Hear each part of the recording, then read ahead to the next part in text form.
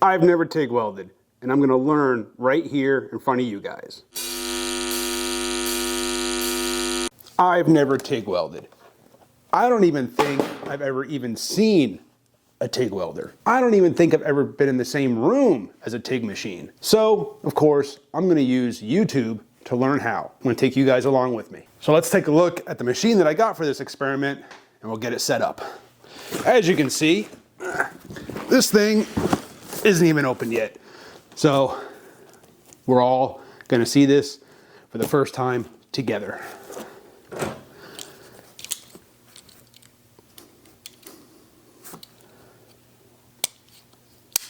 Doesn't want to cooperate. This machine is by AHP and supposedly got everything in it, mostly everything in it, but I'm going to need to get started.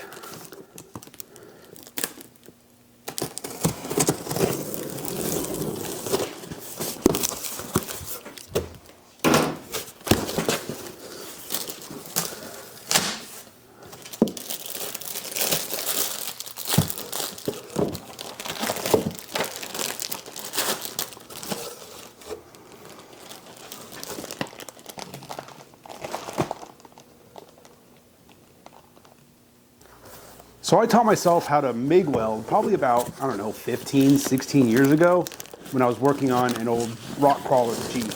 I wanted to build my own cross members, I wanted to build my own bumpers. So I started with, the regular Harbor Freight flux core welder, and I used that until it died. When I eventually, I guess, upgraded to a, real welder, one that used gas. And I bought a little Lincoln 140. And that thing has served me great ever since. I've probably been using that thing 10 years now, maybe. Now, my welds ain't pretty, but nothing I've ever welded has ever failed. So I guess I got that going for me. So for a while now, TIG has been something that I really wanted to learn. I've got some project ideas that I want to do, and I'm probably gonna be having to weld aluminum. So I figured now's the time to start learning how to TIG weld with the ultimate goal of being able to weld aluminum. So here we go.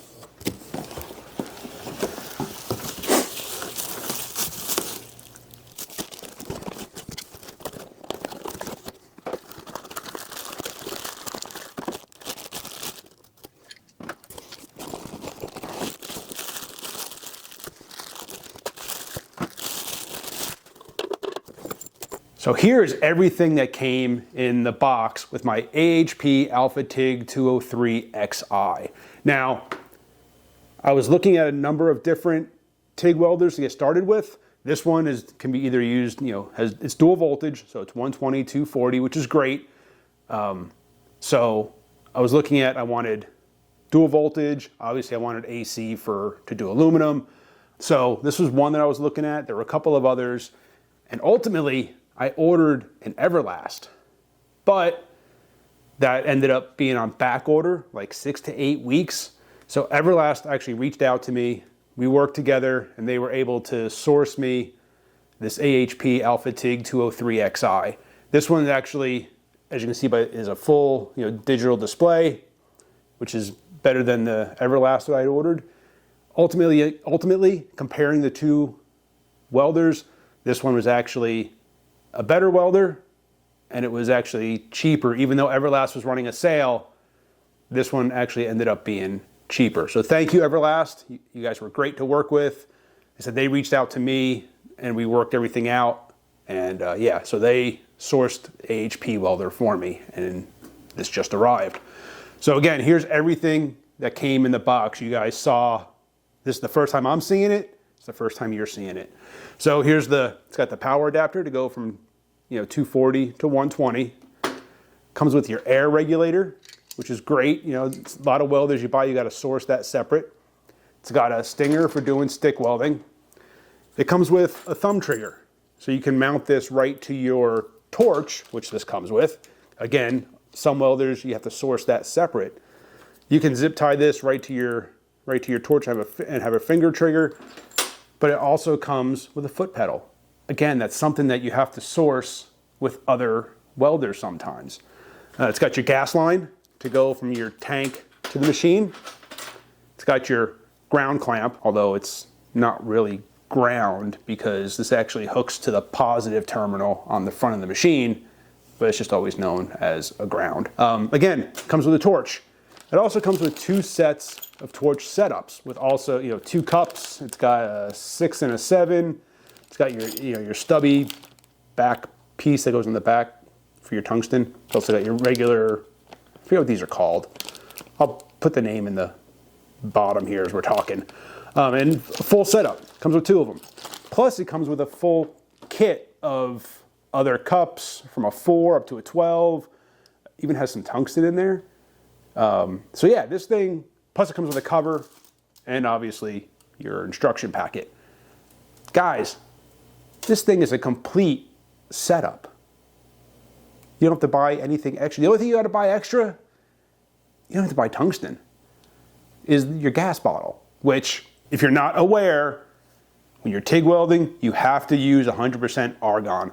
You can't take your MIG bottle of 7525 and hook it up to your TIG machine. You're gonna destroy your tungsten. So you have to run 100% argon. So I've got a bottle, I think it's a 60. I got the same size as I run for my MIG. Reason for that, probably in a future video. But let's go ahead and start kind of getting this thing set up somewhere in here. I gotta figure out where I wanna set this up because this is gonna be like a multi-video process. Yeah, let me get things resituated here in the garage and we'll start getting this thing set up. So to begin with, I'm going to start with the front connections. So this is the cable that goes to my foot pedal. This one goes right here to the controller. Now, if I wanted to use that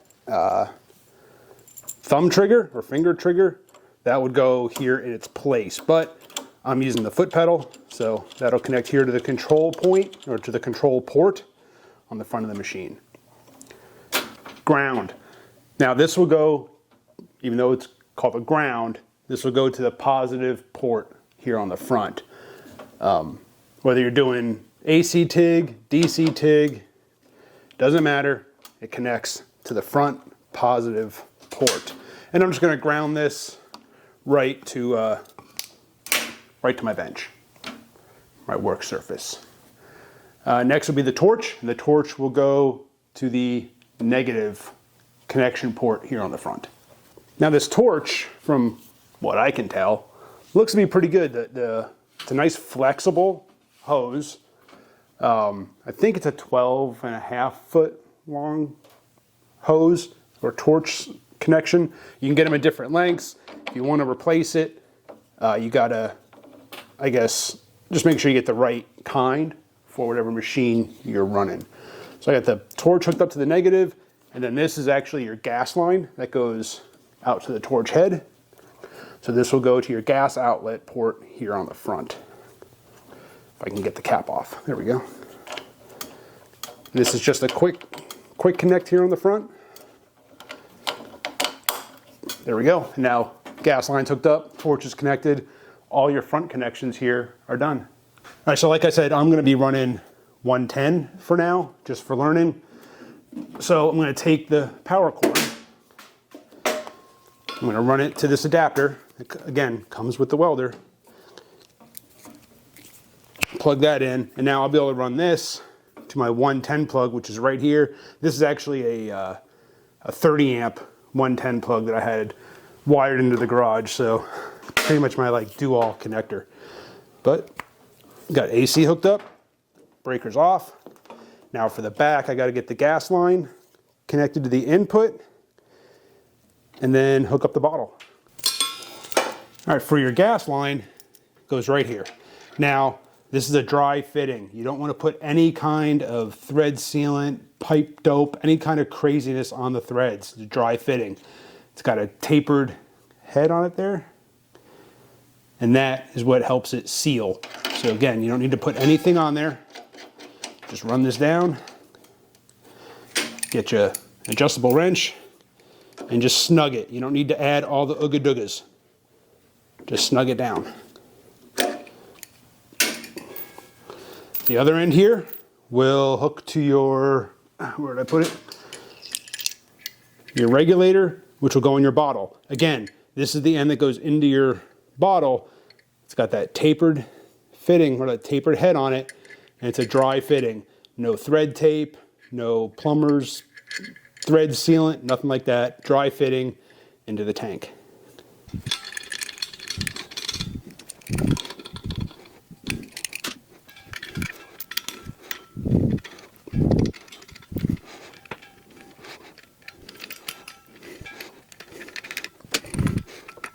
So the next step, I guess, should be getting the torch set up.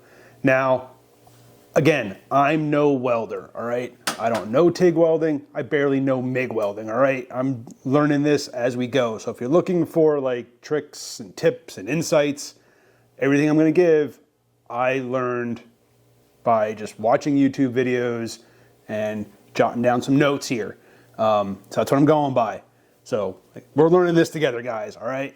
So when it comes to setting up the TIG, there are tons of different cup sizes first, all right? I got a number 7 here. I guess kind of a rule of thumb would be, I guess, use like a number 5 for aluminum. Kind of your number 8 would be a universal, and somewhere around like a number 12 if you're doing like stainless steel. Those are just kind of general rules of thumb. I guess those are the kind of like the 3 cups you can get away with owning. You don't need to own a whole lot, especially when you're first starting. I guess if you're doing like titanium and other specialty stuff and you really want to get dialed in, then that's where some of your other cup sizes. But to begin with, as long as you have like a 5, an 8, and a 12, you should be good to go. Now, the welder came with 2 sets of torch setups.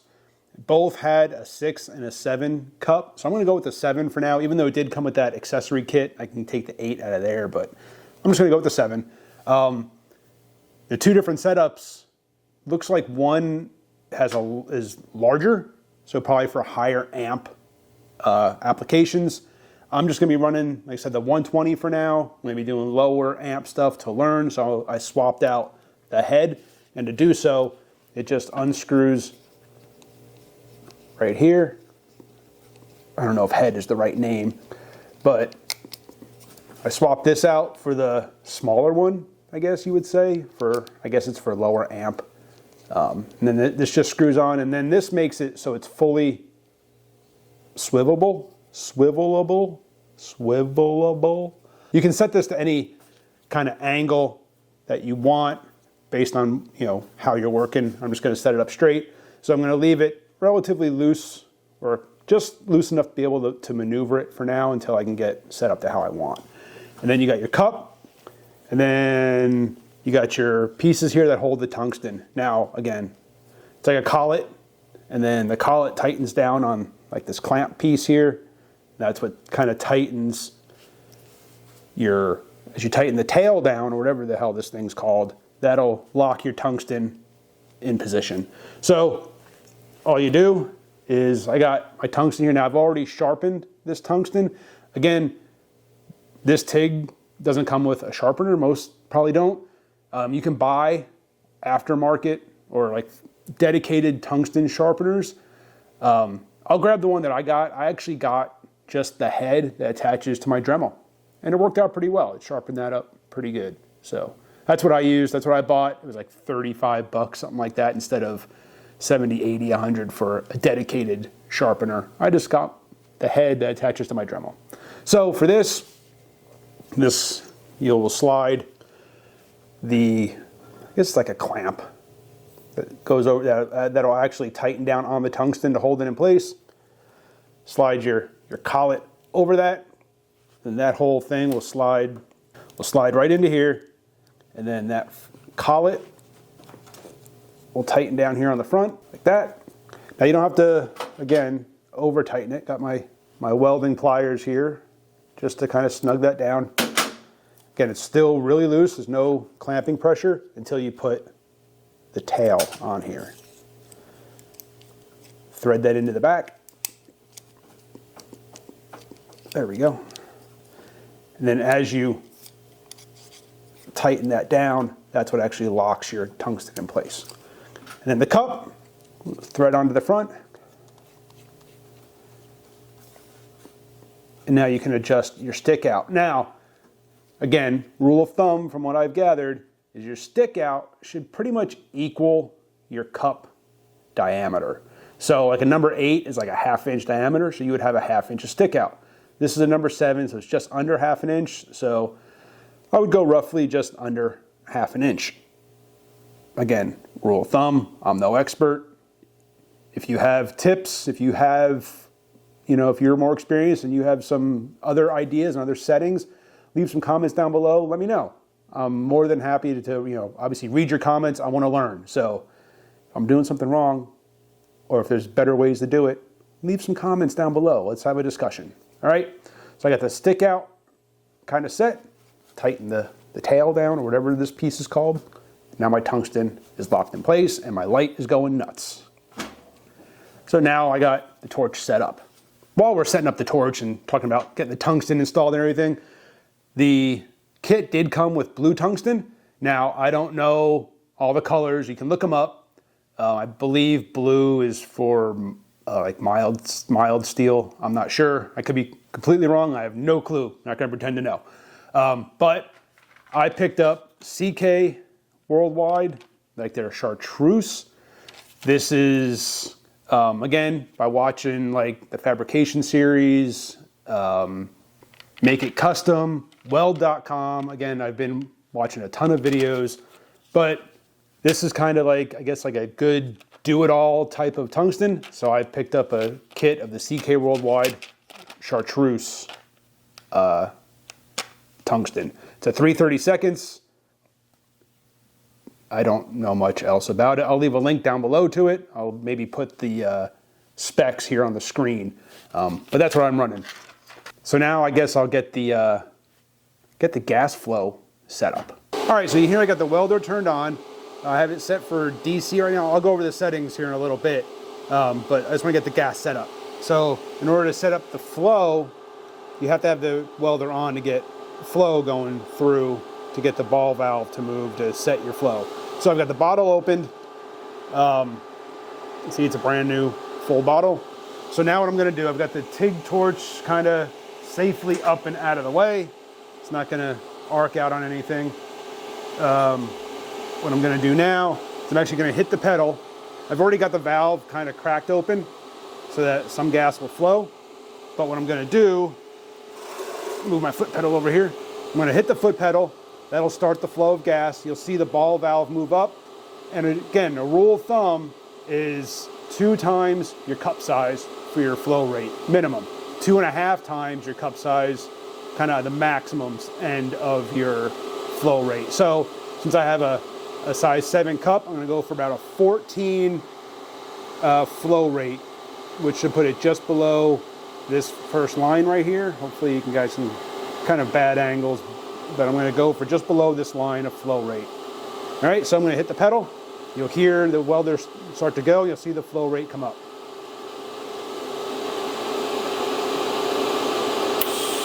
All right, so I got way too much, so I'm going to dial it back. Kind of center the ball. Actually, I'm going to go for 15, kind of a medium setting there on the flow rate. So again, going for right there. You can see how the ball came up. It should be right there on the flow rate. So that should be good to go. Again, guys, I'm no expert. This is just what I gathered by watching other YouTube videos. Make It Custom, fabrication series, weld.com, other videos. That seems to be the general consensus as a good starting point. So now, I guess we can go over the front settings and see how we're going to set up. I'm going to be starting with just doing some mild steel. I'm not going into aluminum yet, not going into stainless. I want to start learning the basics with some mild steel. So that's how we're going to set up the settings. Next comes setting up the settings. So I'm going to be practicing with some 18 gauge sheet metal. Got a piece cut off here, all cleaned up. Now, again, a general rule of thumb is it's 1 amp for every thousandths of an inch. Now this is 18 gauge. An 18 gauge is about 1.2 millimeters. So to convert your millimeters to thousandths, You multiply your millimeter value, so 1.2 times 39.37. So doing the math on that, that comes out to about 48.8 thousandths for 18 gauge. So I'll probably set the welder for like 50 amps to get started. All right, let's see if I can do this without blocking everything. So I'm set for DC TIG, and I want to take the amps. I'm going to take this up to about 50 amps.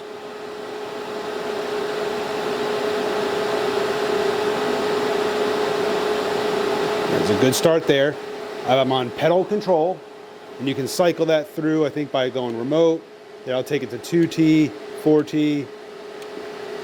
I'm just going to go pedal. High frequency start. Again, 50 amps. Right now I want to set my pre-flow. So I have it set pre-flow to 1 second. Post-flow, I don't think I need it at 4 seconds. I'm going to drop that down to, let's go to 2.5. See what that does. I have no idea. I'm just kind of guessing right now. Start amps will be 10. Ending amps is at 5. I think that's just how it came preset. 50 amp settings. So now I should be ready to try to start an arc. All right, all I'm going to be doing right now is just establishing an arc. But what I do want to do is make sure that I am in a comfortable position where I can rest my forearm on a good stable position. I don't want to rest my wrist and rely on just wrist movement. I want to be able to move my entire forearm to get a nice, even, consistent movement across the piece that I'm working on. So I'm set up here. I can track along here without anything obstructing my field of view. I can get a good angle, good like 45-degree angle or so, point the tungsten and movement in the direction of travel.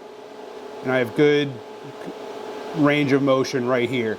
So this is where I'm going to work. I'm going to try to get a shot of the arc. Hopefully I can get this, get some good video of it. But I'm just going to work on establishing the arc, letting a puddle develop, and then backing off. Basically, I'm just going to learn the pedal control and just learn to get the feel of this. All right, like I said, so get some. I've already cleaned the metal. I just kind of use a surface prep disc to get any surface rust off, so I have a nice, good, clean surface. Really important when it comes to TIG.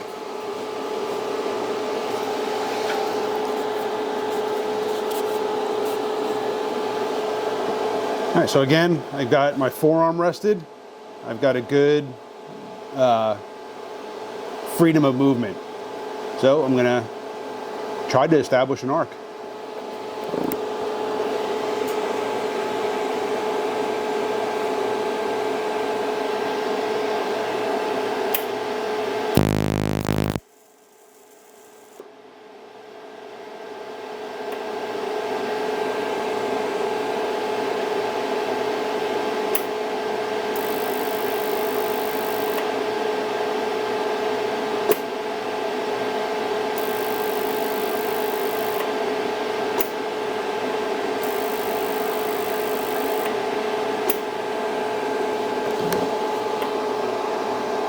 I don't know what's going on. The first one worked. May have been there too long.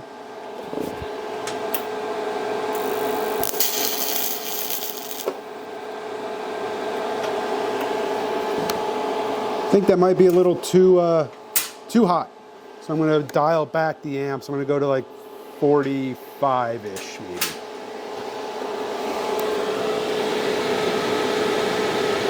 It's burning like right through it.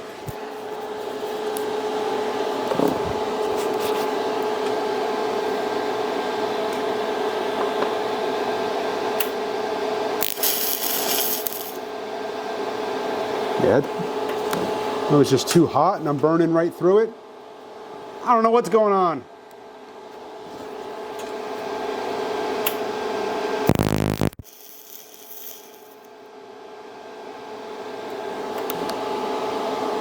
I'm just punching holes right through it. What am I doing wrong, guys? Yeah, I don't know.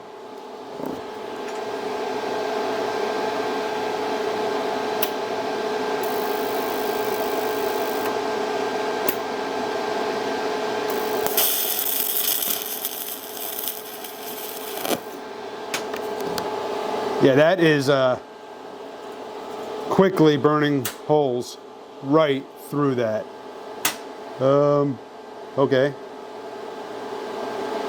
Dial it back some more. I have no idea. Oh, got some crud on my tungsten though. I'm gonna dial it back to 40 amps. Try it again and clean the tungsten.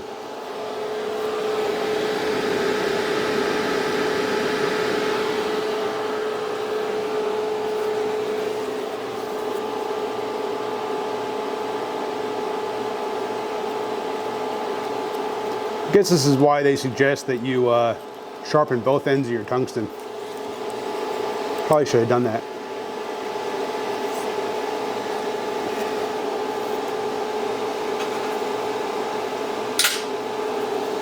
Let me clean this thing up. Be right back.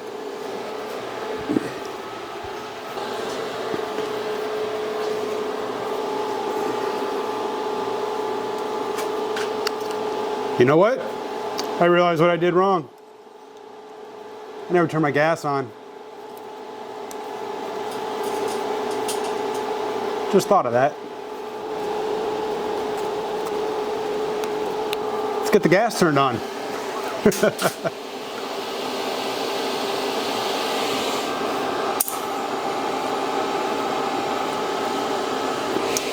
All right, let's try this again with the gas actually being on.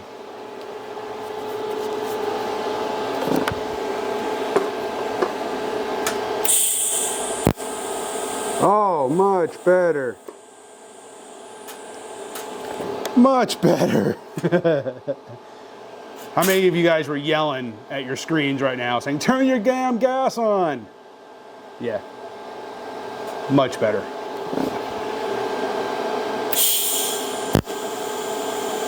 Definitely too low of a power setting right here.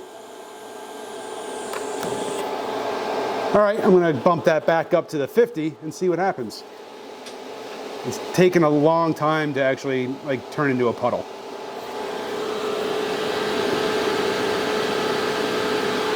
All right, 50 amps. Let's try this again. Works so much better when you have the gas on. Damn newbies.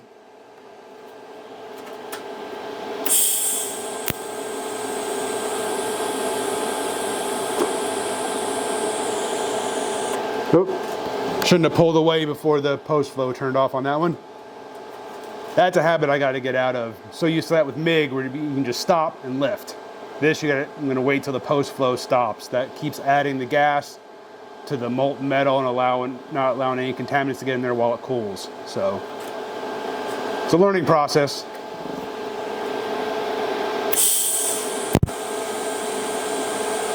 All right, got a puddle and off.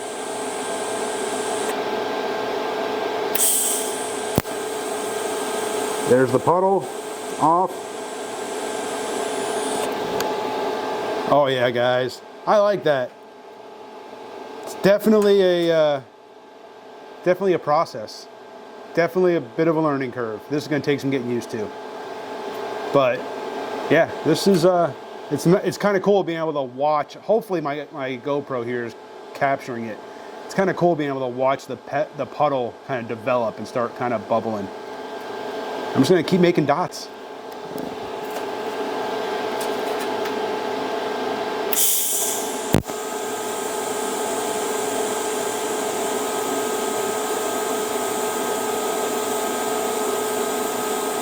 Oh, too far.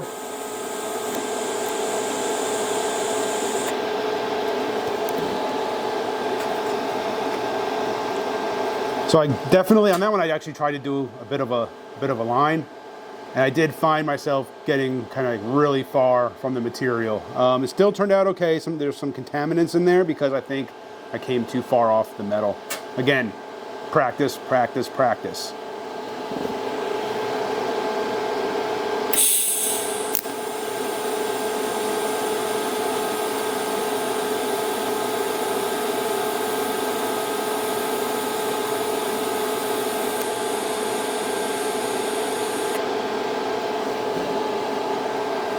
better.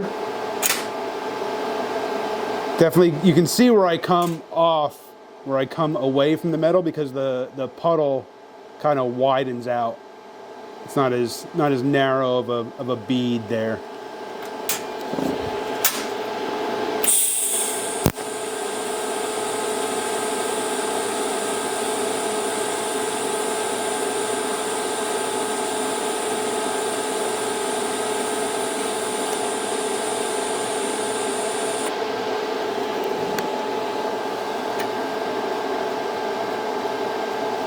Not too bad. I'm kind of enjoying this. There's no spatter. The heat's not bad. I'm kind of enjoying this. Anyway, just gonna take more practice like that. I'm just gonna start, again, establish the puddle, back off. I was messing around there trying to see what it was like to actually move, and it's a little different. I gotta get a TIG torch holder. Yeah, it's a little different actually moving, and but you can clearly see the puddle. I really like that. But again, I'm just going to keep practicing this type of stuff. Next video, we're actually going to probably start using some filler. Appreciate you for watching. Hit that subscribe, hit the bell, and I'll see you on the next one.